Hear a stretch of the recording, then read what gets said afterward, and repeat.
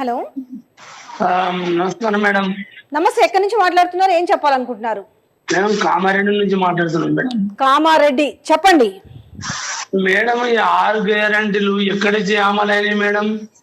ఏం మన ముఖ్యమంత్రి సార్ చెప్తున్నాడు కదా, మేము 6 ఇచ్చినాం, మన డిప్యూటీ సీఎం కూడా చెప్తున్నారు 6 ఇట్లా 4 ఇచ్చారట కదా. 4 ఏది మేడం? ఒకటి బస్సు ఫ్రీ ఇచ్చారు, అలా రోజు ఒక్కో చనిపోతుంది కామారెడ్డి డిస్ట్రిక్ట్ లో. ఎందుకు అట్లా? లేడీస్ కొట్లాడుకోను. అయ్యో.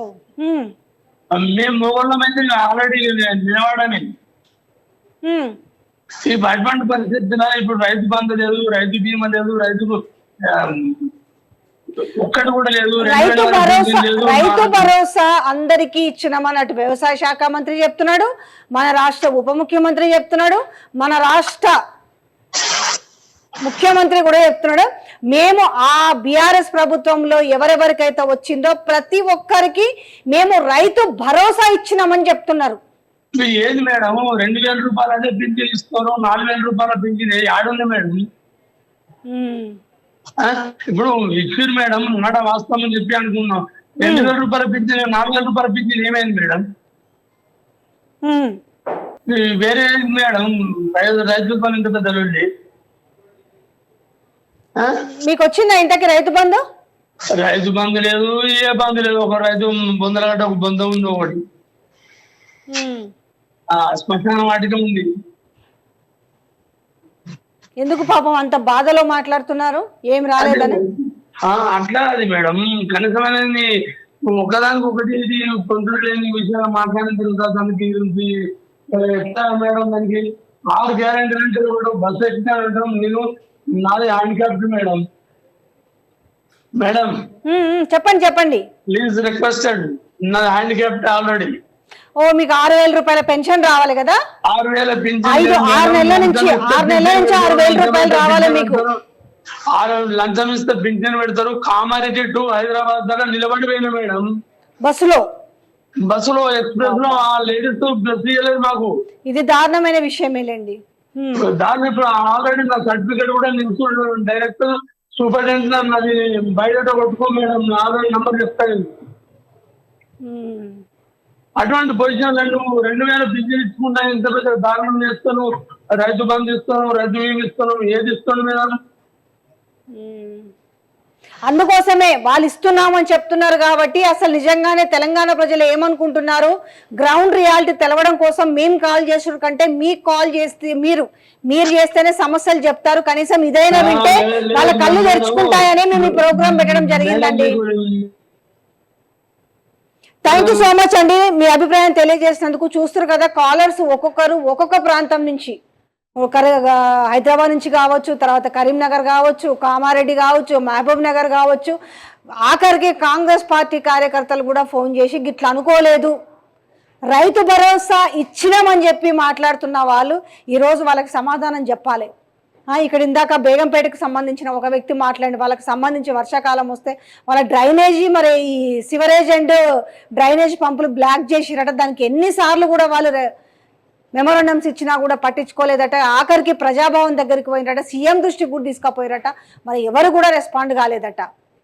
సో ఈ పరిస్థితులలో రాష్ట్ర వ్యాప్తంగా ఉన్న, ఎందుకంటే ఇప్పుడేమో మనకి ఎంపీ ఎలక్షన్స్లో లేకపోతే ఎమ్మెల్యే ఎలక్షన్స్లో లేదు, వాళ్ళ దగ్గర నుంచి మేమేదో మాట తీసుకోనో లేకపోతే ఇంకేదో మాట్లాడించడానికి. బట్ ఏదైనా కూడా మీ చేతిలో ఉందండి, మీరు ఏది చూపించాలన్నా కూడా మీ చేతిలోనే ఉంది. ఎందుకంటే ఇప్పటికీ వాళ్ళు చాలా కాన్ఫిడెంట్తో ఉన్నారు, ఇంకా మాకు భయంకరంగా సీట్లు వస్తాయి, ఓట్లు వస్తాయి, నోట్లు వస్తాయి అనేసి. హలో చెప్పండి, నుంచి ఎక్కడి నుంచి మాట్లాడుతున్నారు, ఏం చెప్పాలనుకుంటున్నారు? మేము ఇక్కడ మహేశ్వరం మండలం అమర్పేట నుంచి మాట్లాడుతున్నాం మేడం. చెప్పండి, ఏం చెప్పాలనుకుంటున్నారు? మాకు ఇక్కడ మన రేవంత్ రెడ్డి ముఖ్యమంత్రి గారు మాకు ఇక్కడ రైతు బంధు ఇస్తున్నాడు, అది ఇస్తున్నాడు, ఏది లేదుగా మేడం. ఎందుకంటే రైతు భరోసా ఇచ్చినట్ట కదా, ప్రతి ఒక్కరి అకౌంట్ లో రైతు భరోసా వేసినామని చెప్తున్నారుగా. ఏది లేదు మేడం, ఏమి అమర్పేట మాకు ఇక్కడ రైతు బంధు ఇస్తున్నాడు, అది ఇస్తున్నాడు, కరెంట్. సో దయచేసి వీళ్ళు సమస్యలు చెప్తారు కదా, వాళ్ళ ఊరేందో వాళ్ళ పేరేందో నోట్ చేసుకోండి అధికారులు కానీ ఎవరైనా. అట్లీస్ట్ కాంగ్రెస్ కార్యకర్తలైనా కాస్త వినూరి, వాళ్ళు చెప్తున్న సమస్యలు మాకు రాలేదు అని చెప్తున్నారు. మీరేమో ఏది లేదు, మాకు కరెంట్ పిలుస్తాడు అది లేదు, గ్యాస్ పిలుస్తాడు అది లేదు, ఆ, ఏది లేదు మేడం. ఇంకా మాకు ఏది లేదు మళ్ళీ ఇంకా. సరే, అందుకనే నిజం ఏమనుకుంటున్నారు తెలంగాణ ప్రజలు? నిజంగానే ఈ గ్యారంటీలు ఎన్ని వచ్చినాయి? మరి వీళ్ళు రైతు భరోసా ఇచ్చినామంటారు, గ్యాస్ ఇచ్చినామంటారు, కరెంట్ ఇచ్చినామంటున్నారు, ఫ్రీగా వచ్చిందా లేదా తెలుసుకోవడానికి ఇది పెట్టినామండి. అర్థమవుతుంది, రాష్ట్రం నలుమూలల నుంచి కాల్ చేసి చెప్తున్నారు వాళ్ళ సమస్యలు అనేసి. మరి ఏమనుకుంటున్నారు? ఇంతకు నమ్మకం ఉందా ప్రభుత్వం ఎప్పటికైనా చేస్తుంది అనేసి? వాళ్ళు ఇంకా 10 ఏళ్ళు మేము ఉంటామంటున్నారు కదా, నమ్మకం ఉందా మరి? Sir, thank you so much అండి, కాల్ చేసి మీ అభిప్రాయం తెలియజేసి. నిజంగా చెప్పాలంటే 24 గంటలు కాల్ ఓపెన్ చేసినా కూడా మేము, ఎందుకంటే ఈ ప్రోగ్రామ్ తర్వాత ఫోన్ స్విచ్ ఆఫ్ చేస్తున్నాం, దీనికి సంబంధించి చాలా ఇట్లా ఆ ఫోన్ ఆన్ చేస్తే కాల్స్ వస్తున్నాయి. ప్రతి ఒక్కరు కూడా వాళ్ళ సమస్యలు తెలియజేయాలనుకుంటున్నారు. సో ఈ రోజు మాత్రం ఇంత కాల్స్ తీసుకుంటానంటే రేపు మళ్ళీ కాల్స్ తీసుకుంటాను మీ సమస్యల మీద. చాలా మంది ఇప్పటికే రైతు భరోసా, నాకు కూడా రైతు బంధు అంటున్నారు. కానీ ఇప్పుడు చెప్తున్న వాళ్ళందరూ ఫోన్ చేసి ఎవరికి కూడా రైతు భరోసా రాలేదంటున్నారు, ఫ్రీ కరెంట్ కొంతమందికే వచ్చింది అంటున్నారు, గ్యాస్ కు సంబంధించి అట్లే చెప్తున్నారు. ఎక్కడండి 4 గ్యారంటీలు ఇచ్చారు? ఎందుకంటే ఇవాళ ఎన్నిసార్లు అబద్ధాలు చెప్పినా తెలంగాణ ప్రజలకైతే తెలియకుండా ఉండదు కదా. 6 గ్యారంటీల్లో 13 అంశాలు ఉన్నాయని. ఎందుకంటే మీరు ఇవి వెనకాల ఇచ్చి ఈ 2500 లేకపోతే 2 లక్షల రుణమాఫీ, 2500 కావచ్చు, 2 లక్షల రుణమాఫీ కావచ్చు, కౌలు రైతులకు డబ్బులు కావచ్చు, తర్వాత రైతు కూలీలకు డబ్బులు కావచ్చు, తర్వాత మీరు చేయుత కింద ఇచ్చిన పెన్షన్స్ కావచ్చు, ఇందిరమ్మ ఇళ్ళకు సంబంధించి కనీసం అవి ఏమైనా రెక్టిఫై చేశారా?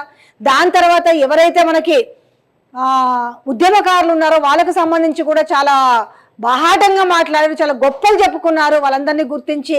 సో 2200 గజాల జాగా ఇస్తామని చెప్తే ఒకటా రెండా చెత్త చాంతాడని తెలిసి 420 హామీలు, 420 హామీల గురించి పాపం వాళ్ళు పట్టించుకుంటలే తెలంగాణ ప్రజలు.